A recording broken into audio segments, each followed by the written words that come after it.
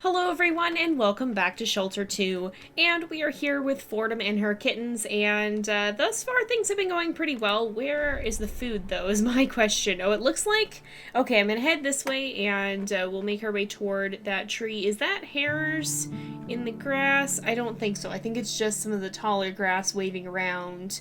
But we're going to be heading back up and around the den. I just want to make sure we get these guys a little bit of food first so that they're not super hungry for the trip up there. But I think we've kind of exhausted our food supply in this area, other than this owl in the tree. And I don't really want to be hanging around anywhere near the birch woods when fall rolls around, because that's when forest fires happen. But also, I wanted to tell you guys, so last time we talked just a little bit about animals and when different animals are born. And I said some things that I was pretty sure I knew, and I wasn't totally sure, and so I told you guys I was going to go take a look at that and research more about it. Are you guys going to eat? Yeah, they're going to eat, okay. But I told you guys I was going to take a look at that and research more about it in between episodes, and I have done that, and I think overall I was mostly right. And believe it or not, I was correct about the bears, so they actually do have their cubs while hibernating, or at least the information I saw was mostly about black bears, but I didn't see anything different for other species. But at least black bears do actually have their cubs while they're hibernating, and they seem to be the ones that have their cubs earliest, because oftentimes they'll have them in January, as opposed to a little bit later. Now, lynx cubs are generally born in March to May, and that does seem to depend on the region to some degree, and perhaps the type of lynx. And if I understand properly, I couldn't find any specific data on, hold on a moment. Hang on. That's not a fox. I thought for a moment I heard a fox, but I don't think I did. There is a hare up here, though, and we're going to go ahead and catch that, but I couldn't find any specific data on whether or not animals in different regions tend to have their cubs at different times. But given that the purpose of having cubs in the spring is to have them at a time when they're going to be best able to survive, they're not going to be facing the hardships of winter right away. Why are there only 3? Okay. Oh my goodness, Ignis. Ignis scared me quite a lot just there. Okay. We're good. But yeah, since the purpose of having cubs in the springtime is to make sure that they don't have to face harsh temperatures right away, and that by the time they do get to a more harsher and less where a time of where food is less going to be plentiful in the winter, that they'll be a lot stronger and better able to handle that. So with that in mind, then it does make sense that animals that live in an area with a longer winter would probably have their cubs a little bit later, so whenever the spring and summer season is starting, they're going to be able to get out and take advantage of that new food. And I have a feeling that that's what's happening here in this game, because there's still a little bit of snow on the ground, and it does seem like a fairly cold region. Aha, there is a collectible here. I thought I saw one, and I wanted to make sure I went back for it before I lose track of it. But yeah, so since it does seem like this is a colder region, I mean, we have a very deep winter time. Everything freezes over. It just seems like a fairly northern and fairly cold area. I do think that it makes sense that it would be a little bit on the colder side here. Did I just hear a fox? I don't think I did. I'm a little bit paranoid at the moment. I'm not even fully sure why, but I'm a little bit concerned. Okay, I do hear another owl. And we just hit a save point, but I'm a little concerned because I'm not seeing any food around here. I'm going to stand up because I thought I saw something. Come here, you guys. 1, 2, 3, 4. Okay, we got everyone. I think they should be pretty full from last time. I don't think anybody should be starving or anything. Aha, there's the tree. But we're going to make sure we go raid that owl's nest. I'm sorry, Mama Owl, but we need food, and unfortunately for you, that food is going to come in the form of your babies. This is how nature works. Sometimes we have to hunt to survive, and unfortunately, sometimes one has to fall to sustain another. So let's go ahead here. Is that a cave? I don't think that is. No, it's just kind of lit weird. It almost looked like a cave for a moment. but I don't think it actually is. That big boulder over there, I don't think that actually is a cave. But yeah, so most of the time it seems like the babies are kind of born at that transition between spring to winter, the other way around, winter to spring, which is what we see here in the game. And that's actually the case for wolves as well. They tend to also have their pups in kind of March to May, depending on the area. Foxes tend to have them a little bit earlier, so March to April for the most part. But yeah, overall still kind of in that same time zone. But what I found was interesting that I'm going to tell you guys in a minute here. I just want to make sure that we get the chance to catch those hares first. There we go. 1, 2, 3, and I do see way in the back there, I see Stella. So I'm going to let her catch up a bit so that she doesn't miss out on a lot of the eating. But there we go, everybody should be able to eat, and that's very, very good, because now they should be nowhere near as hungry as they would be. The owls are nice, the nest will sustain you for a while, but they don't give as much food as anything else does, and so oh, that was sudden. I always seem to scent the air at the exact moment that the season changes, but yeah, that's, they don't give it quite as much food as some of the other food sources do. Are those flowers, or am I seeing something shimmering? I think those are flowers. Yeah, I'm not gonna go over there. But what seems to be interesting is that the prey animals. Why is it dark? Why is it dark?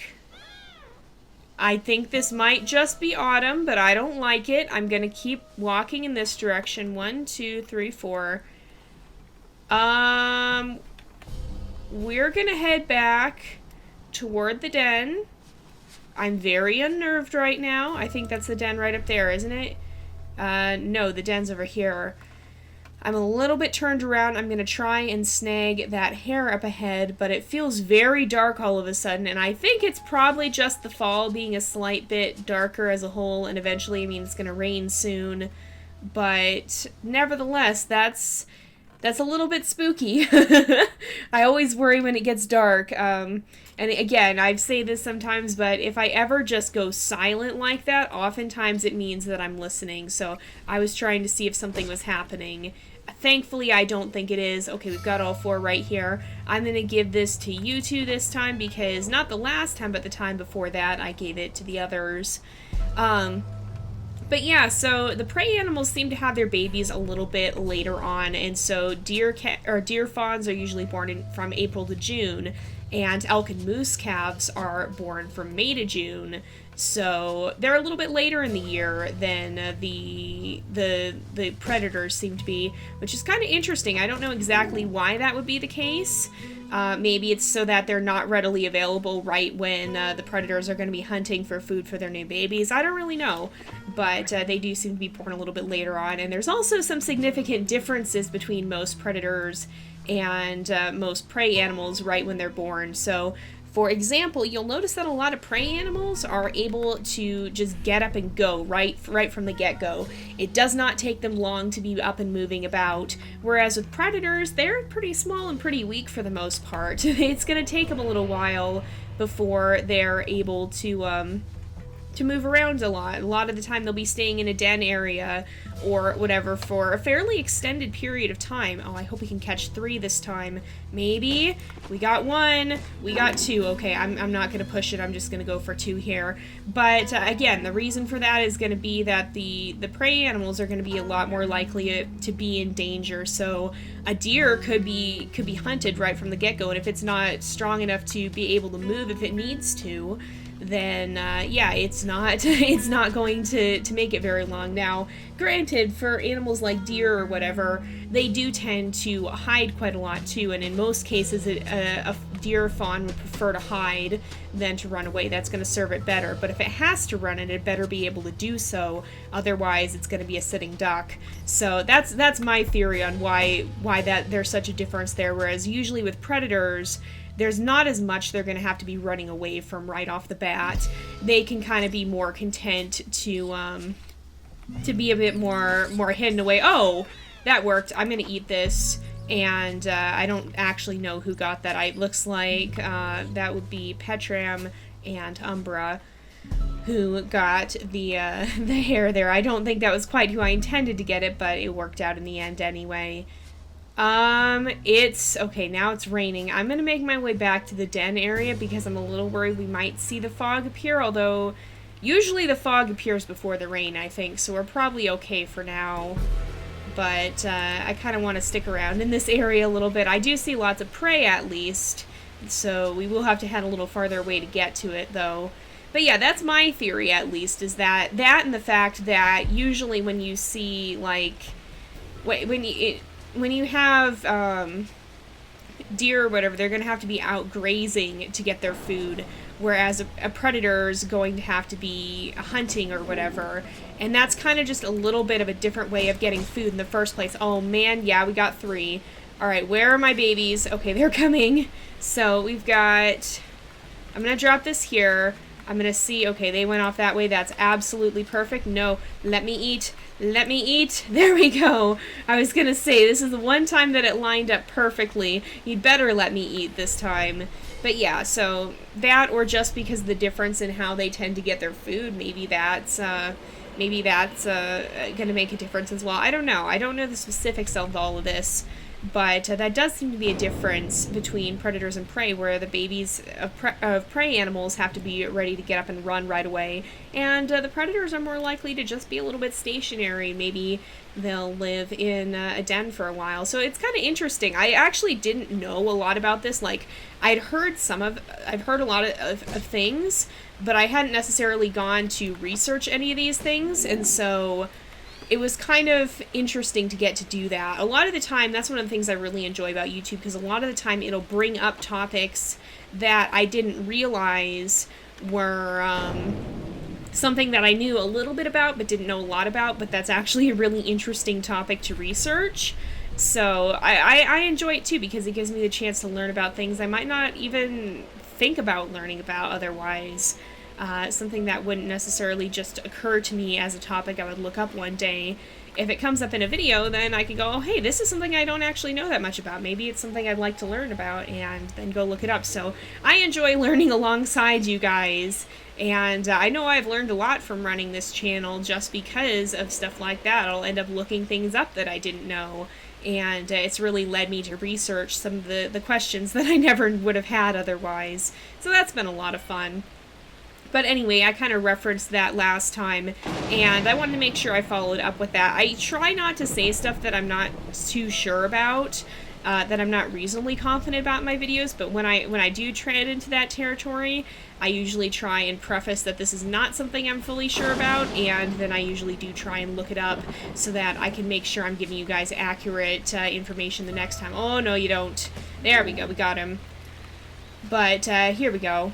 Oh, we had 2 voles go running by too. Alright, if I go this way... Nope, that... I was hoping I could give it to Ignis and Stella there. Oh, and there were a couple voles that we just happened to miss.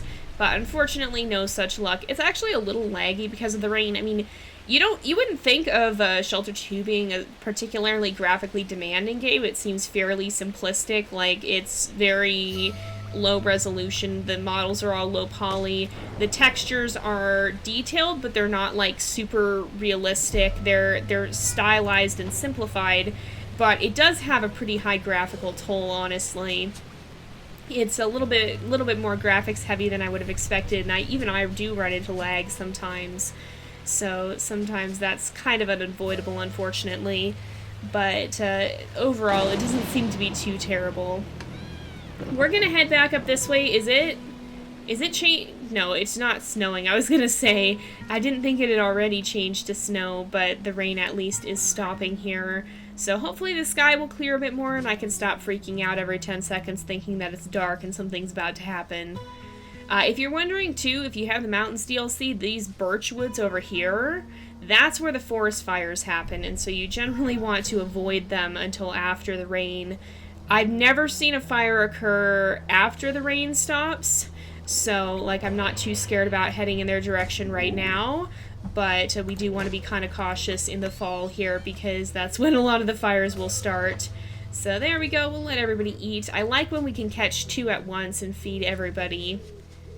I hear a bird, but I don't think it's like a bird with a nest. I think all the nests are gone by this time of year. So let's keep moving this way, and we'll kind of just poke around. This is the way to the woods.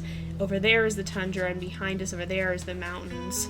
So if we wanted to go to the woods, we'd kind of follow that path down there. There are also, you can see those paths, so like there's that trail there that heads away. That leads to the forest lake area.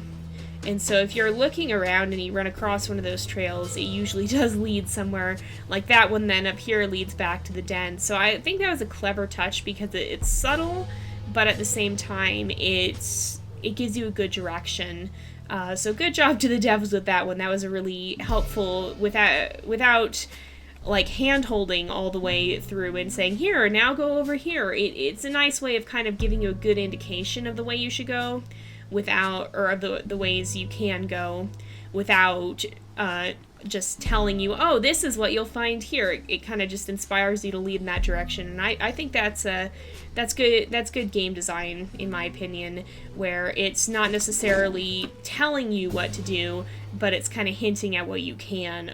Where are my babies? They're behind me. Okay, that's what happened.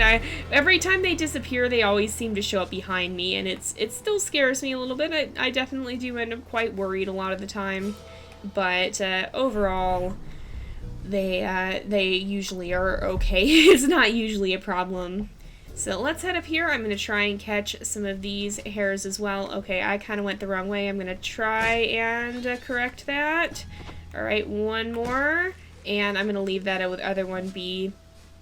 I could have kept going and tried to catch that third one, but I think this will be alright. I'll just dump them both right there, and the cubs will be able to eat. There's definitely some sort of birds in those trees there, but I think they're ambient. I don't think we can interact with them. Is that still leaves? That is still leaves. Whenever there's something blowing through the air, if you just catch a really light-colored one at a glance, then it can kind of look like snow. And it's like, is it snowing already? But no, right now it's just the leaves blowing. It will be snowing before too long, but not just yet. Oh, that was perfect. Oh my goodness. That one hare kind of made a mistake in running right back towards me. I don't know where the other carcass is. I think, yeah, oh, it is in the bush. That's why I couldn't see it. I dropped it right in there. But it worked out in any case. There we go. These guys should be nice and full now, and not really be struggling too much at all for a while, hopefully. Of course, now that I've said that, something's going to happen, and we're going to end up for want of food again. But hopefully it'll be all right. I think it was over here. No, I want this guy. I wanted this guy for my own self here. I wanted to get my stamina up a little bit. 1, 2, 3, 4. Okay, we've got everyone. There's the snow. Alright, I was wondering when it was going to show up, but here it is. Oh, you can see even the mountains are getting snowy too. I really like the way they transition between the seasons in this game. It's really cool to see. They did a very good job with that. You can see the snow slowly accumulating on the ground, and even the lynx's coat kind of slowly shifts from the earlier normal color to the winter coat. I think oh, 1, 2, 3, 4. Okay, they were just behind me. I was like, I thought I left it a little further that way, but they're all right. Now it's going to be very, very hard to see Stella because she is going to blend in like anything here. So let's keep going. It's kind of interesting. I just realized you never see the adult babies in winter. You see them in spring, you see them in summer, you see them in the beginning of autumn, but you never see them in the winter. This is the only time you spend this season with your cubs, which makes sense because, again, this is the season when it's going to be the most difficult and when you're going to have the toughest time surviving. So you want to try and have the babies have to go through this as babies as little as possible here. I'm going to eat this one and keep my own stamina up so that we can hunt when we need to, but we'll continue on. I'm not worried about them right now because they are pretty full at the moment. I don't think we're going to have too many problems for the moment at least, but I do kind of want to head back down to the meadow because I think there's more food down there. I did see that hare running off to the side, but it wasn't worth trying to chase him once he was already running. Okay, these guys are kind of sticking together. I'm gonna grab this one and then grab that one. Whoa, we kind of went vaulting down that hill. That was not what I expected. 1, 2, 3, 4, everybody's all right. It is extremely hard to see Stella. My goodness. She completely blends in. Hopefully that'll keep her out of the eyes of predators a little bit more. I mean, she's the one who usually gets attacked. But it looks like it is actually about time to wrap up the episode. We hit that save point, which means that it is time. So we're going to go ahead and wrap up here for today. So thank you guys so much for watching. I hope you've enjoyed the episode. Don't forget to like and subscribe, and I will see you guys next time. But until then, this is Jay, over and out.